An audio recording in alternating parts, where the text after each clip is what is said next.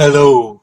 Right, vlog number 2, and shit day, shit week, shit everything. But that's beside the point, because I'm cheering myself up by watching some people here playing D&D 5th edition. I've actually been out and bought myself some Pathfinder bits and bobs. I've ordered a Pathfinder beginner's pack with all the cards and cutouts and bits in it to hopefully drive my inspiration. I have noticed Dungeon Crawler. I have been inundated with literally a couple of mails saying to me that I'm just ripping off something called Dungeon Crawler Super or other. I have never seen this game. I have never played it. I've never touched it. Ironically, the people I'm watching playing D&D here is being hosted by Quill18, and he has played it, and I didn't know that. I even watched his channel, but I didn't even know that. So I will have a look, but I'm not ripping them off. I'm not interested in what they're doing. I'm doing my own thing for my own purposes. So what have I been doing today? Well, I've been porting the C# routing stuff that you've seen on the blog, megalomaniacboard.blogspot.com, and I have been putting it into C++ and debugging it and speeding it up. It isn't perfect, and I'll show you why it isn't perfect yet, because sometimes it takes the long way around. Simple as that, it takes the long way around. I'm not going to worry about that, actually. What I might be doing is you click, and you can click far away from the distance your character can move. Put them together. I can't get my hand in. There we go. So I'll click, and this distance, it might be 2 moves. It might be 4 and 4, and your character can only move 4. You know, it might 8 apart, and your character can only move 4. So I might have it so it highlights the route green and then red where you can't get to. And you can move the mouse and it will automatically recalculate and say, well, this is really where it's going to go. And I'm just going to let it do it. What I'll show you when I write out here is I'm going to fire it up, and the apples are now solid. All tokens are now considered solid. As it moves around, it will recalculate where it's going or where it's not going. The question really is, am I going to do it 1 token at a time? So you move 1 token, done, finished, 1 token, finished, 1 token, or ones that you've planned a route for, and they move and they move and they move, and if they get into it, they stop. Or is it going to be set all the routes, end turn, everything moves? I don't think it's going to be like Civ. I don't think it's going to be set everything to move and done. I think it's going to be a case of, a bit like you see the Civ AI, and then like you hit end turn or something, the AI is all moving stuff. I don't think it's going to be like that. I think I'm going to have it so that you live move, and if you provoke an attack of opportunity from another token on this board, it'll attack you. And I think that's how we'll have to resolve it, one at a time, on an initiative level. So as you move along, and once you've got a party, you'll move party member 1, 2, 3, 4, and you can move your own party when they're at rest to change the order of priority. So let me fire it up. It's up instantly. It takes a while on here. Generate me a nice big board. Now here's the first bug I've just spotted literally 2 minutes ago. If I start drawing some blocks, if you heard the by the way, that's my noise. I hope you hear that. Anyway, so there is some blocks, and what was happening was there you go. You see, so that, if you watch carefully, if I go down a touch, that apple's disappeared already. That apple shouldn't have disappeared. It should still be visible, and it was getting really bad down here. But it's only happening in the right hand section of the screen. If I move left, right to left, Lord, it's not as bad. So there's something going on there. I'm not quite sure what. That's a bug I need to look at. But basically, I was laying out sort of little cell shapes for the pathfinding to get stuck in, or hopefully get stuck in, so I could debug it. And apples weren't showing up, and I was like, why? There's no apple there, but sure enough, there's an apple there. So I'll have to fix that later. That's tonight's challenge. But anyway, what am I going to do?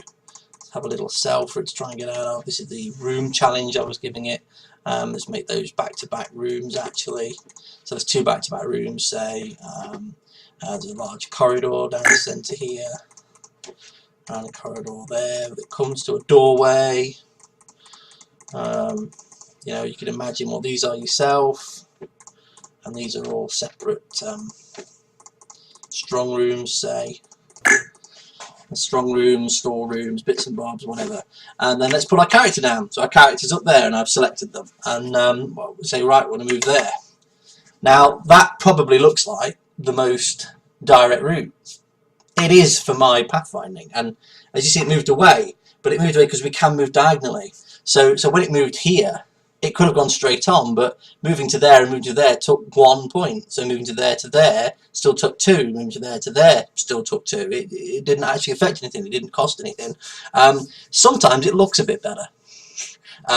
If you never wanted that, if you wanted to make that a blocking point, then all I would have to do is put an apple there and tell it to go back, and it will be forced to not take that triangle.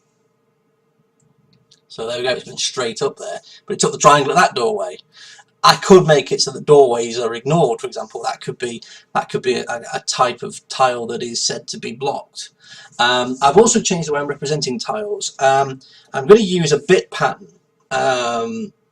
So the first bit, the least significant bit, the 0 bit, 0, 1, is telling it whether it's blocked, a solid wall. These apples are solid walls. The second bit is telling it if there's already a character, a die, a token, something in that already. So barrel, another character, a monster. That's the other one. There's going to be a couple of other bits and bobs. I'm not going to tell you what they are because I'm not sure myself yet. But I think they might be things like water and fire, lava, environmental things. And I don't know how many bits I'm going to get to yet. Each of these tiles is now not a byte as it was represented. They are 4 bytes. They're an integer, 32-bit integer, and it gives me the lower byte to play with as like a modification bit, and then the upper byte is the type. So we'll see. I haven't played with that fully yet. We need to go back to the C# program and create the map editor for that. But anyway, let's have some more map navigation. So this time it's gone south there because that's closer to where it originates. And what I'll show you here is if we start from where we're going to land here. In fact, I'll move her. I don't know why it's a her. They're a bunch of grapes. We'll move them from there way up to the top right, and it goes straight for it, and it will go in here. Look, it'll go whoop in and carries on. You see, now I don't like that. It's something about my weighting biasing. I didn't mind it over here. I didn't mind it here, you know, but I minded it in these doorways. Anyway, let me reset and let me just change one of the calls, because one of the last calls that I do is I optimize, I simplify the route, like I was doing in C#. If we don't simplify the route, you'll see things are awful. So we're back up now. I've took the simplify call out. There's my route. So let's create that, I don't know, the little room again that we had. It's actually a bit longer than last time. So make the door small. Make the corridor again. The doorway can be one triangle because we can move sideways. Here's a cell going that way. Another corridor, whatever. There we go. Move it all the way down, and then let's go from there to there. And as you can see, it tries to stay as close as it can. You see, this is not optimized, so the route it's trying to use everywhere. It's trying to use every single square it can. Now this is, you know, weighing less, outweighed less, and in here it'll go roughly to it. But as you saw, it tried to use every square in here. Now in here, in that one, it'll be worse. In fact, if I go down here, it may wander all over the place in here. It's going to try to all these it considers as closer.